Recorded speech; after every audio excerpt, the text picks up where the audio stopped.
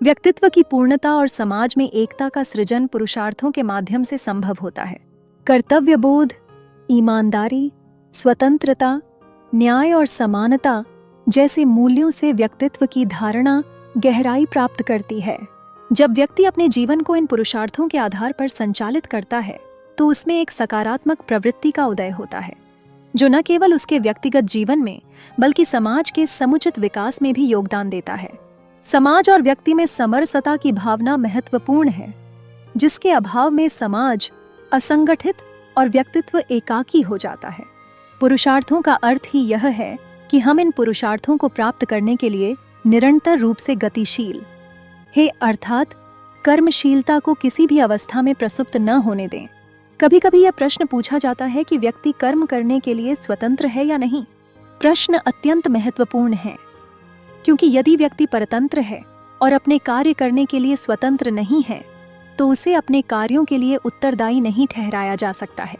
इसके विपरीत यदि हम यह माने कि व्यक्ति स्वच्छंद है, वह चाहे जो कार्य कर सकता है, उसके सभी कार्यों में कोई आंतरिक संबंध नहीं है, तो ऐसी स्थिति में हम उसे किसी भी कार्य के लिए जिम्मेदार इसलिए नहीं ठहरा सकते क्योंकि उसका कोई चरित्र ही नहीं है।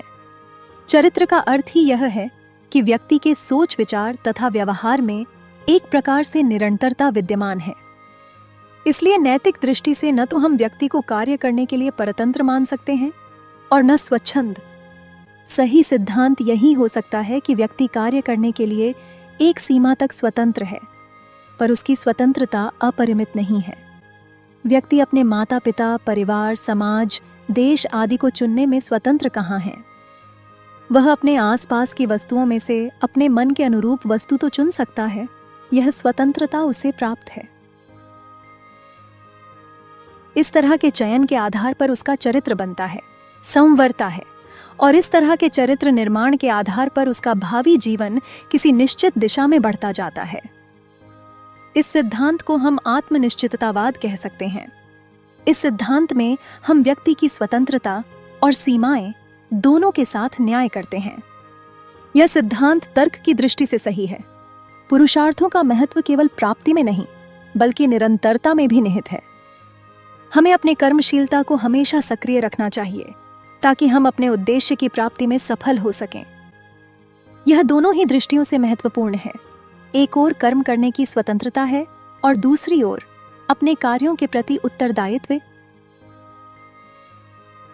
यदि व्यक्ति स्वतंत्र है लेकिन उसके कार्यों में कोई दिशा नहीं है तो वह केवल भटकाव में ही फंसा रहेगा।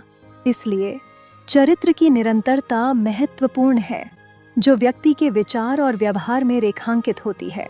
इस प्रकार यह समझना आवश्यक है कि व्यक्ति की स्वतंत्रता सीमित होती है, विशेषकर जब वह अपने परिवार, समाज और देश से संबंधित होता है। वह अपने आसपास की वस्तुओं का चयन करने में स्वतंत्र हो सकता है, लेकिन उसके निर्णय उसी संदर्भ में ही बनते हैं।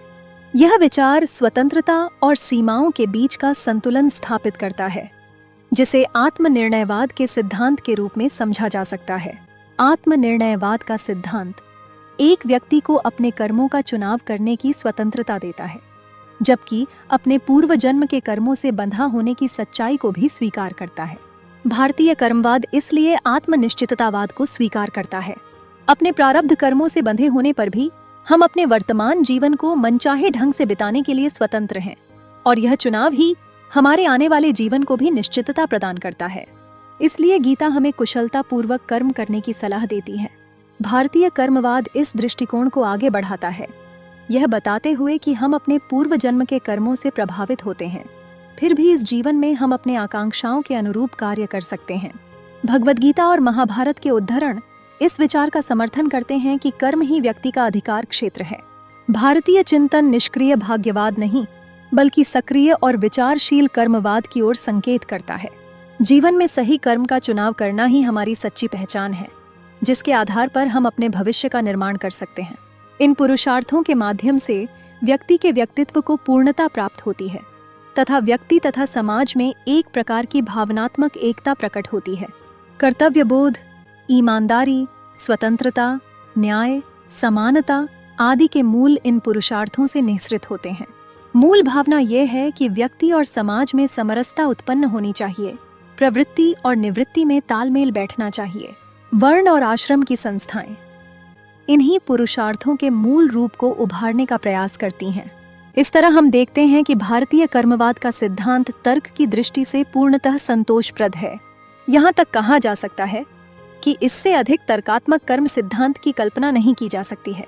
अध्यात्म और यथार्थ, निवृत्ति और प्रवृत्ति, व्यक्ति और समाज, इस जन्म तथा भूतपूर्व एवं आगामी जन्म, सभी में एक मीठा समन्वय भारतीय कर्मवाद की विलक्षण विशेषता कहा जा सकता है।